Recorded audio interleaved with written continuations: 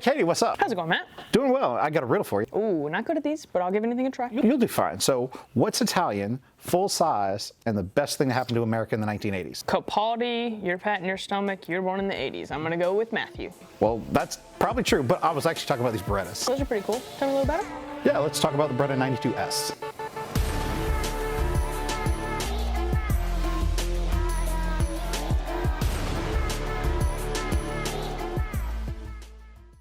Hey everybody, welcome back to Classic Firearms, and today we're going to go over some of these pistols. Katie, welcome back. How's it going, guys? And my name is Matt with Classic Firearms.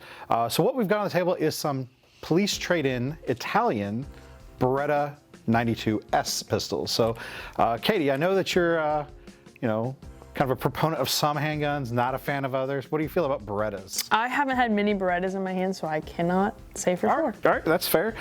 So Beretta designed the 92 in 1975, and the production started in 1976. It was adopted by the U.S. military in 1985 as the M9 pistol, but these are a little bit of an earlier design. So the 92S is kind of came around in the really late 1970s, and it was adopted by a lot of Italian law enforcement and military units. And so what we have here is a law enforcement trade-in. So this actually saw service with the Italian police. Gotcha. And the big thing, I mean, I think a lot of people, especially maybe people more my age than your age, this is like— We're not that far apart, Matt. This is the epitome of like an 80s or 90s action movie handgun. You'll see like Eddie Murphy and everybody else who are playing police officers in movies carrying these things. You didn't say action comedy. Well, okay, action comedy, but also, into like war movies and stuff, because again, this did serve for 30 years as the U.S., sidearm of the U.S. military. But these things are super cool. They are, like a lot of surplus, going to have some character. So that's one of the reasons we want to get as many examples on the table as we could show you, because, you're going to see different little marks. Like if we kind of focus in right here, you can see that that has some little marks on it. It's been finished over, or it just didn't break the finish, but there's some kind of lines there in the slide. The first one I showed you had some kind of wear on the grips. Katie, what do you think? What do you see here? We want to show them some examples. I don't know. I haven't really looked at any of them enough to. So like on the side of the slide here, we see just maybe some wear from being in the holster or something. Here, we'll try to get you a closer view of that. But I will say that the Beretta 92 is a fantastic pistol if you are out, wanting to have some fun shooting, because I've always said that if you're not worried about concealed carry or something, it's always better to shoot a full-size pistol. Yes. You're just going to have way more. 100% agree. Absolutely, yeah. You're going to have way more grip on it. You're going to have a longer sight radius to help you with making those shots.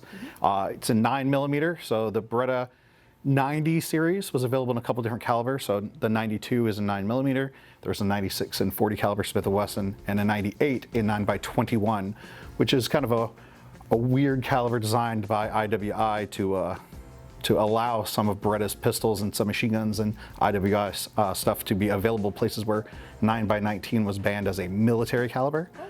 But yeah, so again, these things are super cool. Just want to kind of give y'all. That one has a little. That one's brown. Yeah.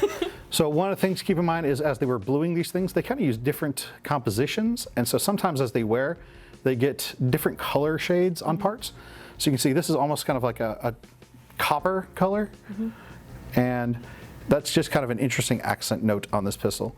But these things are really cool. Of course, full size, 9mm. They hold 15 rounds. The magazine has a heel release down here, which is very common in Europe, but not so much here in the States. Wonder why.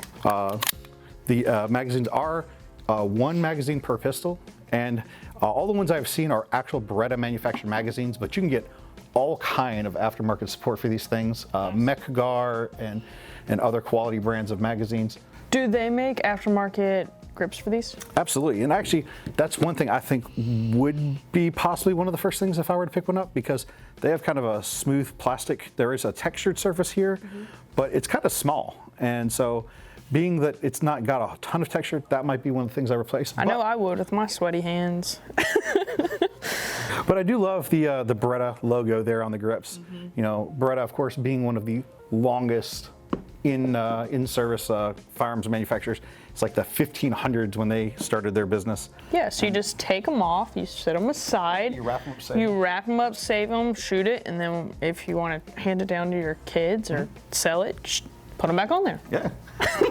The 92 has an alloy frame, so it's kind of a pretty lightweight frame and then a steel slide. It works with this really cool locking block. So you can see kind of here in the top, there's these little rectangular areas here on top. I'll show it. All right. And so what happens as the slide comes back, it's a short recoil action. So it comes back and those blocks actually fall down into the frame where it then causes the barrel to stop moving backwards and allows the slide to continue open. So it is like a short recoil action with a falling block. And in fact, I think we're good to go ahead and kind of show you how to take this apart. So if we kind of pull back slightly, you'll see that there's a button on the right side and then a lever on the left. So you have to push in that button and then you can pull down on that little lever and then the slide comes off. And the lever he's referring to is this giant copper one. Yeah, exactly. I figured for, visual purposes it would help. Then you have your recoil spring and guide rod.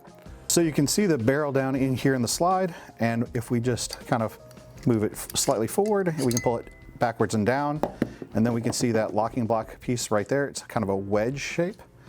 And we can see also how that works with the slide. So when the slide is fully forward, it is up here. This locking block is like sitting on top of this rail. And then as it comes back with the barrel, it falls down into this little recess where it gets stopped, and that allows the barrel to stop and the slide to keep going to work the action. So we're going to set this together, but we'll probably wait to assemble it here off camera. But notice it's very easy to take apart as far as cleaning it, maintaining it. Again, plentiful magazines, 9mm got to be about the most common self-defense or in-use caliber in general. So it's definitely a kind of surplus gun you're going to be able to take out and enjoy. It's not got an obscure caliber or anything. So I definitely think that if you're looking for a cool 9mm, something you can add to your collection, take to the range. If you're interested in Italian firearms or U.S. military firearms even, this isn't the exact model used by the U.S. military, but it is a Beretta 92, which is, the M9 is a variant of. I think that this would be a great thing that you could add to your collection. Just remember, these were in holsters, so they will have a little bit of holster wear. Like some of these back here, you can tell that they've been shot just a little bit, and I guess shot's not the word. They've been used and touched over. Like some of the corners are a little bit more rougher than the other ones. Like this one's a little bit more. There's a little less bluing on it. On certain hard edges and stuff. So on the trigger guard here, on the pistol grip, you can see that there's going to be areas that have gotten dinged or finished worn off. But again, those are just cosmetic things, and they add character to the pistol. It's been carried. One additional feature I do want to make sure to mention is the fact that it's got a slide-mounted safety and decocker. Oh, okay. So if we were to, say, have been shooting this and we wanted to put this away, or maybe just, the first time that you are chambering around, so you want to carry it around in chamber, but you don't want it to have a single action, you can pull this down into all the way in the safe position, and it will decock your hammer, and it will do so safely. A locking block moves in place so that the firing pin doesn't contact the round. That way you can now carry it with a round in the chamber, but have that heavier double action trigger pull if you take the safety back off. The heavier, actually here, let's do it on my thumb so y'all can see, the heavier double action trigger pull. So that you know that you're going to have to intentionally do it. It's not going to be an accident with a lighter trigger pull. Right. But yeah. And that one does have a little bit more wear down here than a few of the others. And this one had a little bit more wear on the grips there. There you go. So again, we will have a custom option for hand select, but as far as this video, we want to make sure y'all could see the kind of cosmetic condition, what you can expect if you do purchase one. Again, the 92 is an excellent pistol, so I definitely think that if you're looking for a full-size pistol, either for carry or just to take to the range or home defense, something that's not necessarily concealed carry, this would be a fantastic option for you. Because again, parts availability is all around. It's a super popular pistol, 9mm. But yeah,